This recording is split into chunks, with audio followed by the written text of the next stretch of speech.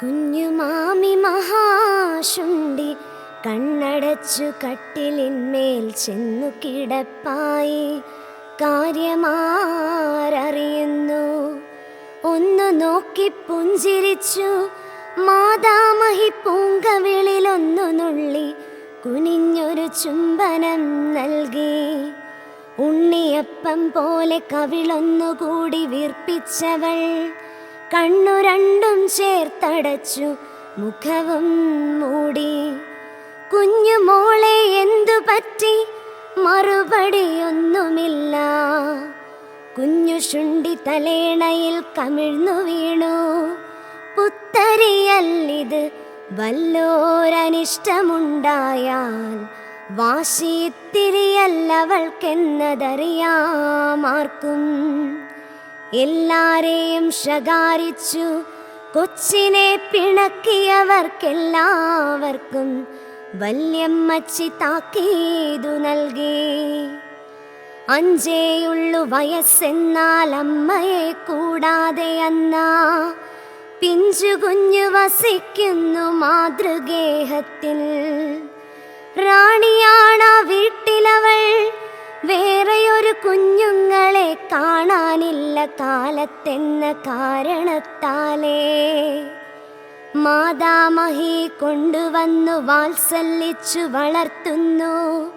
പ്രീതിയൊട്ടും ചില്ലറയല്ലമ്മാവന്മാർക്കും. കുഞ്ഞുമാമിയെ കൂടാതെ കൊച്ചമ്മാവനുണ്ണുകില്ല. വല്യമ്മച്ചിക്കുറക്കവുമില്ലവളില്ലെങ്കിൽ. അപ്പാപ്പന്റെ മടിത്തട്ടിലവളെ കാണാതിരുന്നാൽ അദ്ദേഹത്തിനിരിപ്പേതും ഉറയ്ക്കുകില്ല. വേലക്കാരും അയൽക്കാരും ബന്ധുക്കളും മത്സരിച്ചു താലോലിക്കും നാർക്കും അവൾ കൺമണി തന്നെ. പിരുപിരുന്നോടിച്ചാടി നടക്കുമാ കുസൃതിയെ ഒരു നോക്കു കണ്ടാൽ ആരും മറക്കുകില്ല. അഭിമാനം കുറച്ചല്ല, ചെറുപ്രായമാണെങ്കിലും അതിൽ നിന്നു നാം വെടുക്കും ചിലപ്പോൾ ശുണ്ഠി. ഒരു പക്ഷിക്കൂട്ടിൽ നിന്നു കുഞ്ഞുങ്ങളെ എടുപ്പിക്കാനൊരു പരിചാരകനെ സമീപിച്ചപ്പോൾ പടുവൃദ്ധനയാളൽപ്പം കളിമട്ടിലേവമോതി കടന്നുള്ള വാത്സല്യത്താൽ പിണങ്ങിയിട്ടല്ല. പോടി പെണ്ണെ, മരം കേറാൻ അപ്പന്റെ വേലക്കാർ വേണം. രൂപായുണ്ടോ നിന്റെ കയ്യിൽ? തന്നാൽ ഞാൻ കേറാം. അതുതന്നെ കാര്യമന്നു കുഞ്ഞുമാമി പിണങ്ങുവാൻ. ക്ഷതം പറ്റിപ്പോയി കുഞ്ഞിനഭിമാനത്തിൽ. ഇതുവരെ ആരും തന്നെ ഇത് മട്ടിലവളോട് പറഞ്ഞിട്ടില്ലൊരു വാക്കു സഹിച്ചിടുമോ?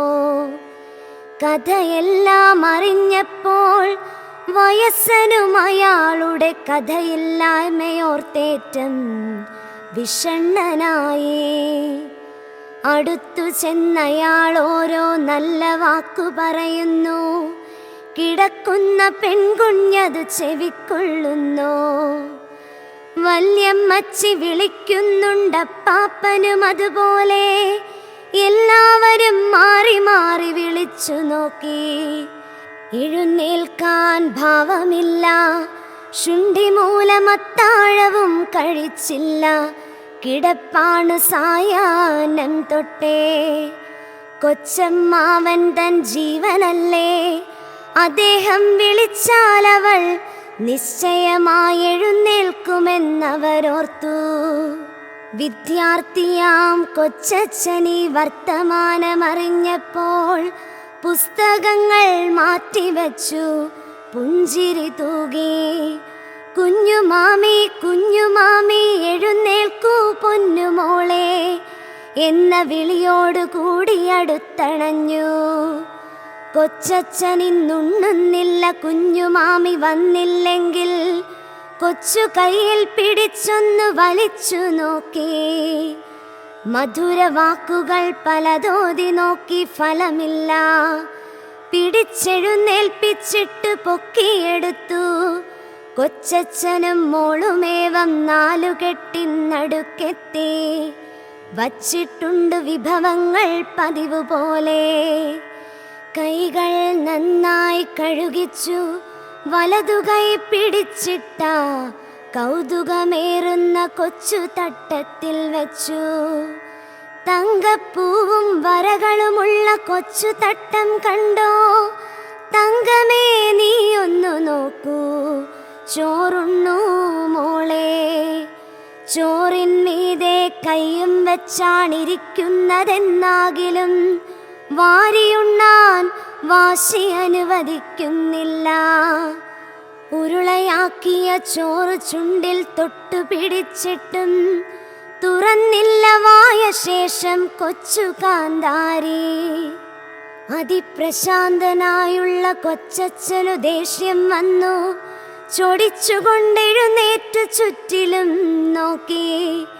പഴുപ്പനീർക്കിളി തന്നെ ചീവിക്കെട്ടി ആരോ വെച്ചതിരിപ്പുണ്ടങ്ങൊരു കോണിൽ ധാരാളമായി. വലിച്ചൂരി രണ്ടെണ്ണമിങ്ങെടുത്തുകൊണ്ടെത്തിയിട്ടും കുലുക്കമില്ലവൾക്കേതും അത്ഭുതമല്ലേ. കൊടുത്തു രണ്ടടി കൊച്ചു തുടക്കിട്ടു ചീളുചീളെന്നടുത്തു കൈ പിടിച്ചുടൻ വലിയമ്മച്ചി. ഉറച്ചൊന്നു കരഞ്ഞപ്പോൾ വായ് തുറന്നു. നിഷ്പ്രയാസം കൊടുത്ത കൊച്ചുരുളകളിറക്കി വേഗം.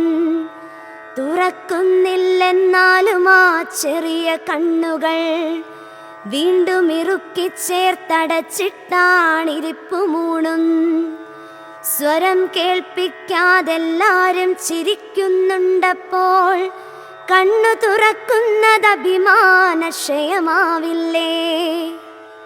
അടികൊണ്ട തുടയൊന്നു തടവി നോക്കിയിട്ട് മുഖം കഴുകിച്ചു കൈക്കു പിടിച്ചെഴുന്നേൽപ്പിച്ചു.